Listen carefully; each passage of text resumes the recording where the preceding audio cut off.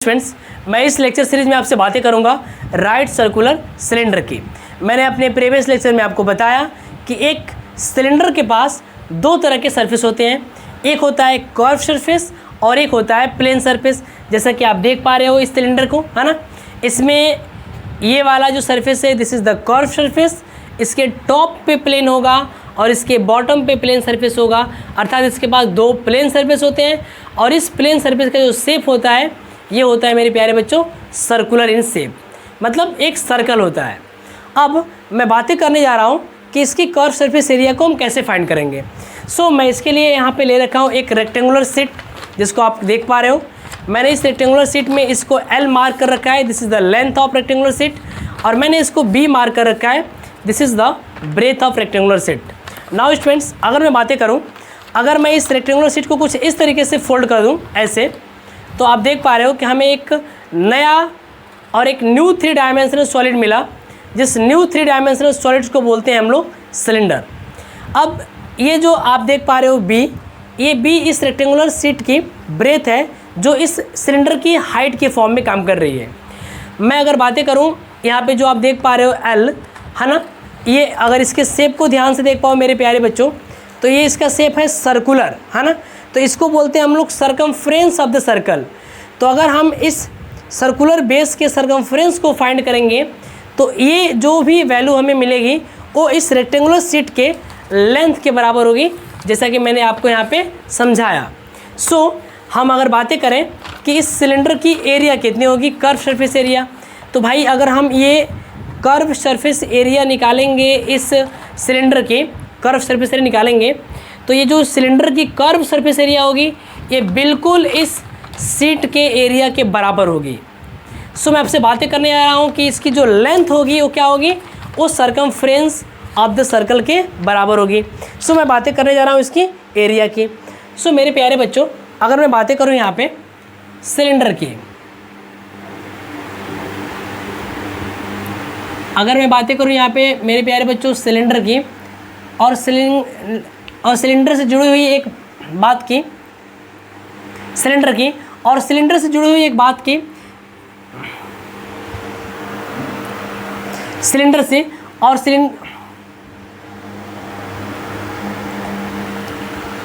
Cylinder की और cylinder से जुड़ी हुई एरिया की, तो मैं यहाँ पे लिखने जा रहा हूँ curve surface area of cylinder, curve surface area of cylinder की, है ना। तो मैं क्या बोलूँगा, चलो मैं इसको पहले एक बार ड्रॉ कर लेता हूँ जी। मैंने यहाँ पे एक ड्रॉ किया सिलेंडर, है ना, इसका टॉप भी सर्कुलर और इसका बॉटम भी सर्कुलर जी। तो इसमें इसको बोलते हैं हम लोग, है ना, इसको बोलते हैं हम लोग रेडियस ऑफ द सिलेंडर। क्या बोलते हैं इसको, ये हो गया अपना रेडियस ऑफ द सिलेंडर हो गया जी, ये वाला, ये R हो गया और ये भी कितना हो जाएगी, R हो गया।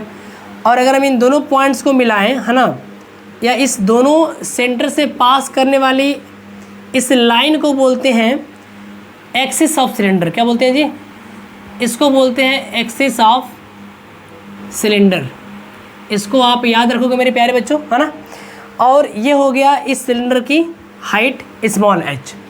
नाउ स्टूडेंट्स, अगर मैं बातें करूँ curve surface area of cylinder की, तो मैंने बताया कि ये क्या होता है, ये होता है एरिया ऑफ रेक्टेंगुलर शीट। मैंने यहाँ पे लिख दिया it is the equal to area of rectangular sheet, area of rectangular sheet जिससे ये मिलके बना हुआ है। अगर मैं इसको ओपन कर दूं मेरे प्यारे बच्चों, तो ओपन करने के बाद ये बिल्कुल आपको ऐसा दिखेगा, ऐसा, है ना, ये बिल्कुल आपको एक रेक्टेंगुलर शीट दिखेगी मेरे प्यारे बच्चों, है ना, जैसे कि आप यहाँ पे ध्यान से देख पा रहे हो। और ये जो आप H मार्क कर रखे हो, ये जो H है इस सर्कुलर शीट की ब्रेथ थी B, और ये L है जो कि यहाँ पे काम कर रही है ना। यहाँ पे आप अगर देख पा रहे हो ये लेंथ ऑफ रेक्टेंगुलर शीट है, ये वाला, जो कि यहाँ पे एक सर्कल की फॉर्म में दिख रहा है। तो अगर इसकी लेंथ को निकालना रहे हमें, तो हम यहाँ निकालते हैं 2πr से, जिसको बोलते हैं सरकमफ्रेंस ऑफ द सर्किल। तो ये जो सिलेंडर की कर्व सरफेस एरिया होगी ये बिल्कुल इस रेक्टेंगुलर शीट के एरिया की क्या होगी, बराबर होगी। तो मैं यहाँ पे लिखने वाला हूँ मेरे प्यारे बच्चों, एरिया ऑफ रेक्टेंगुलर शीट क्या होता है, L इंटू बी।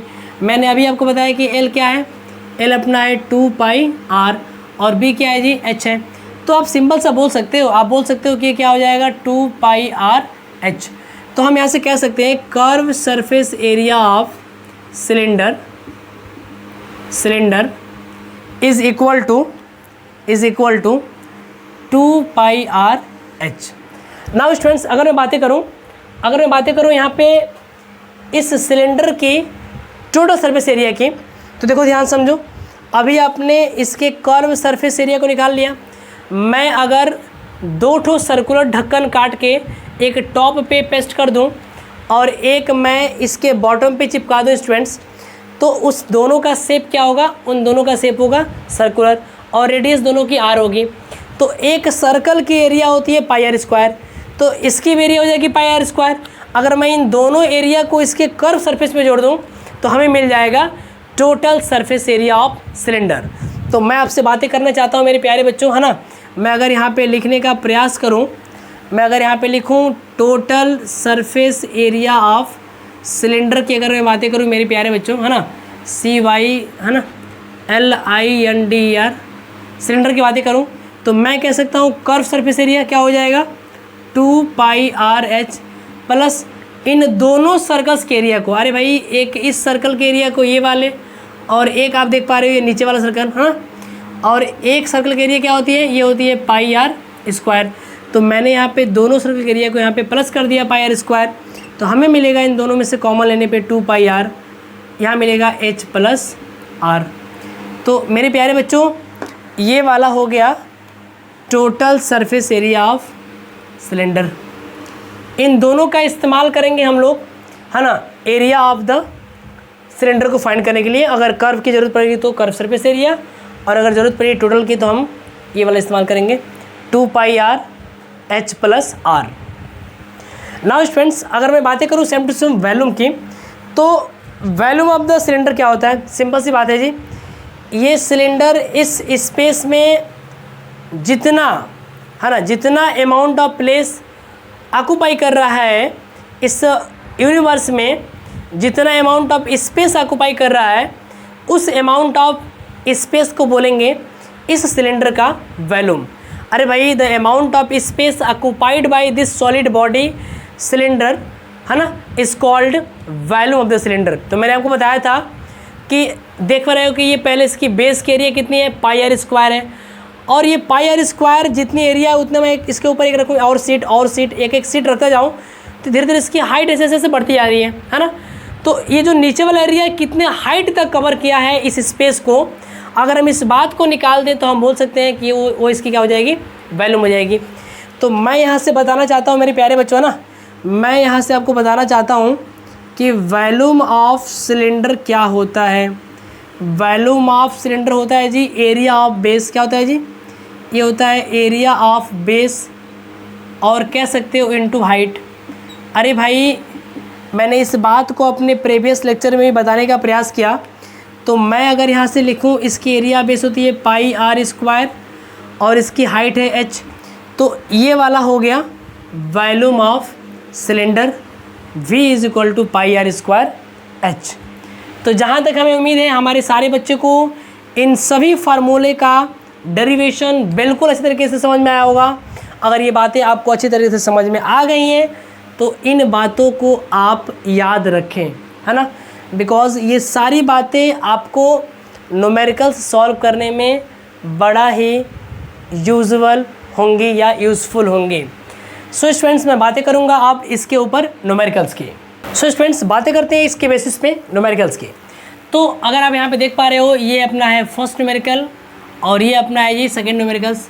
अगर इस फर्स्ट न्यूमेरिकल को अगर ध्यान से देख पा रहे हो तो यहाँ पे दे रखा है कि the curve surface area of right circular cylinder is 88 centimetre whose height is 14 centimetre. तो कह रहा है कि find the diameter of base of cylinder. अरे भाई अगर मैं इसके सॉल्यूशन की बातें करूं मेरे प्यारे बच्चों तो आपको क्या दे रखा है बताओ, आपको दे रखा है इसका कर्व सरफेस एरिया। आप ये बताओ curve surface area of cylinder दे रखा है आपको, curve surface area of cylinder दे रखा है आपको, कितना दे रखा है 88 सेंटीमीटर स्क्वायर, और आपको पता है कि ये होता है 2 पाई RH, और इसकी वैल्यू दे रखी है 88 सेंटीमीटर स्क्वायर, जिसमें से हाइट दे रखी है 14 सेंटीमीटर। तो अगर आप यहाँ पे लिखोगे 2 × 22/7, R नहीं दिया है, हाइट दे रखी है 14 सेंटीमीटर, तो आपको मिलेगा इसकी वैल्यू 88। सॉल्व कर लो यहाँ से, देखो 7 2 जा 14। तो अगर मैं इन सारी बातों को इस साइड लेके जाऊँगा जी, तो हमें मिलेगा R = 88/2 2 जा 4 यहाँ पे आ जाएगा, और ये हो जाएगा 22। तो आप देख पा रहे हो 22 4 जा 88, ये पूरा का पूरा कटे कितना मिलेगा 1 सेंटीमीटर। तो आप देख पा रहे हो कि कह सकते हो देयरफॉर D = क्या होता है, diameter D = therefore diameter D = होता है 2 × R। तो हम कह सकते हैं 2 × 1 मतलब व्हाट, 2 सेंटीमीटर। तो मेरे प्यारे बच्चों, आप देख पा रहे हो कि इस राइट सर्कुलर सिलेंडर का जो बेस है उसका डायमीटर हो जाएगा 2 सेंटीमीटर। नाउ स्टूडेंट्स, अगर मैं बातें करूँ सिमिलरली इस न्यूमेरिकल्स की सेकेंड प्रॉब्लम्स की, तो यहाँ पे दे रखा है कि in a hot water heating system there is a cylindrical pipe. अरे भाई, मैं अगर इसकी फिगर ड्रॉ करने का प्रयास करूँ तो कह रहा है कि एक हॉट वाटर हीटिंग सिस्टम है जिसके अंदर एक सिलेंड्रिकल क्या है जी, एक सिलेंड्रिकल पाइप है, जैसा कि मैंने आपके सामने बना रखा है ना। कह रहा है कि ऑफ लेंथ 28 मीटर, इस पाइप की लेंथ है 28 मीटर, अर्थात इसकी हाइट दे रखी है 28 मीटर। और अगर इसकी डायमीटर की बातें करूं तो ये डायमीटर दे रखा है जी कितना, 5 सेंटीमीटर। तो कह रहा है कि find the total radiating surface in system. अरे भाई ये बताओ, अगर ये वाटर हीटिंग सिस्टम है तो इसके सारे सरफेस ही वाटर के टच में होंगे, है ना। ये पूरा का पूरा आप देख पा रहे हो, ये अपना कर्व सरफेस भी वाटर के टच में होगा, ये अपना टॉप वाला सरफेस भी, और ये बॉटम वाला सरफेस भी। मतलब हमें निकालना है total surface area of cylinder. तो हम यहाँ से बोल सकते हैं मेरे प्यारे बच्चों, है ना, पहले यहाँ पे लिख लेते हैं, यहाँ पे लिख लेते हैं हेयर, इसकी रेडियस हो जाएगी डायमीटर अपॉन में 2, तो ये मैं कह सकता हूँ 5/2 सेंटीमीटर इसकी हो जाएगी रेडियस, और इसकी हाइट हो जाएगी 28 मीटर में अगर गुणा करेंगे 100 से, तो ये हो जाएगा जी 2800 सेंटीमीटर, है ना। तो अब मैं यहाँ पे लिखता हूँ देयरफॉर रिक्वायर्ड सरफेस, या लिखता हूँ देयरफॉर